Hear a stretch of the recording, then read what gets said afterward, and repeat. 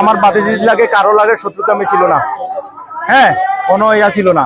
আর যদি এখানে ডাকাতি হইতো, মালামাল সব লুটে নিত। ডাকাতিও হয় না, কিছু হয় না, একটা মালামালও ধরে নাই, কিছু ধরে নাই, স্বর্ণ অলঙ্কার কিছু ধরে নাই, শুধু ওরে মারছে। হ্যাঁ, অবশ্য সন্দেহ হয়।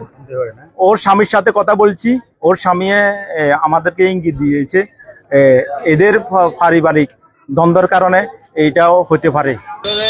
সকালে আমরা তো ওই সময় ঘুমের থেকে উঠি নাই, ওনার বাড়ির পাশে একজন আমাদের বাড়িতে ফোন করে জানাচ্ছে যে আমার বোন মারা গেছে। আমরা গ্রামের একটা মেয়ের শাশু বাইর আছে না, এরও খবর দেন পাশের আরেকটা মেয়ে, আমরা বাড়ির পাশে একজনকে ফোন করছি, হয়তো কাজল বাবার ফোন করে জানো, কাজলকে ঘরের ভিতরে বন্দি করেছে, আর দরজাও খুলতে হয় না, ভোঁ করে। বিল্ডিং ঘরের উপরে টিন কেটে মনে করেন ঢুকি, এভাবে তাকে হত্যা করা এটা বর্তমান সভ্য সমাজের জন্য এটা নিন্দনীয় এবং মেনে নেওয়া যায় না। প্রশাসনের প্রতি আমাদের আহ্বান থাকবে যে ভবিষ্যতে যাতে এই ধরনের ঘটনা পুনরাবৃত্তি না হয়, সেই ব্যাপারে প্রশাসন সচেষ্ট থাকবে।